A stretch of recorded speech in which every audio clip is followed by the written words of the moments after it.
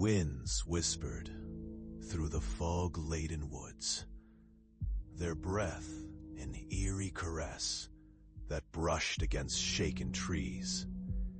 Eleanor, weary from the hike, stepped cautiously onto a narrow path cloaked in shadows.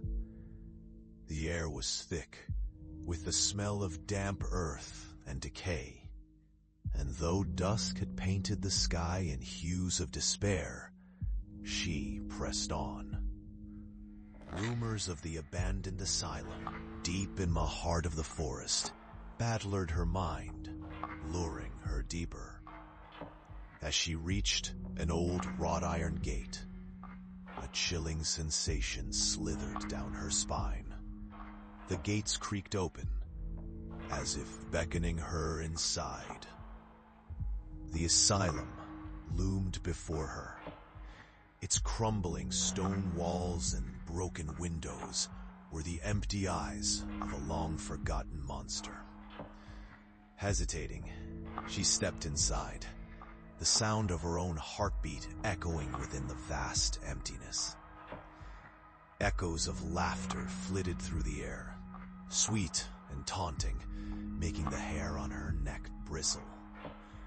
Dim light filtered through the shattered windows, casting grotesque shadows that danced around her.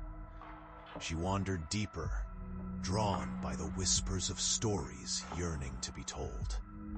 Each room revealed murals of despair, hollow-eyed inmates, their gazes full of lost hopes.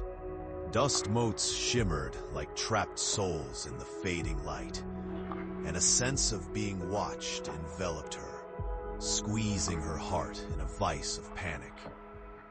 Eleanor paused before a mirror, its surface marred with grime, reflecting not her face, but a young girl with hauntingly familiar eyes, beckoning her in silence, a plea glazed over with despair.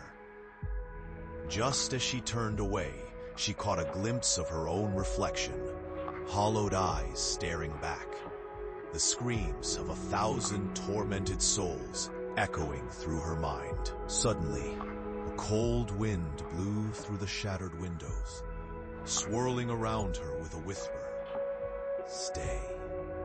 The sound seemed to settle deep within her, filling her with a kind of dread that dripped like rain.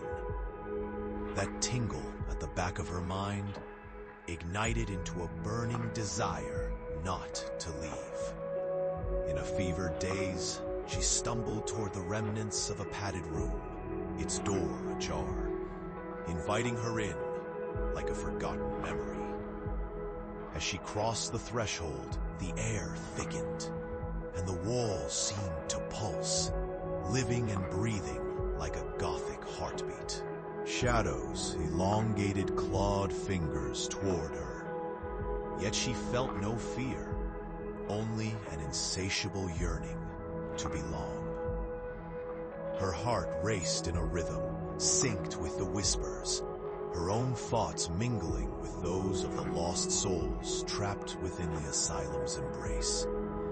She sank to the floor, surrendering to the voices that wrapped around her like a shroud. They spoke of unity, of an eternity free from the weight of the world outside. Eleanor's mind began to unravel, threads of her identity tying themselves to the very fabric of the building, her essence merging with those who had come before. The girl with familiar eyes appeared once more, and Eleanor finally understood. It was not the asylum she had entered, but her own mind, trapped in a cycle of despair. As darkness enveloped her, time lost all meaning.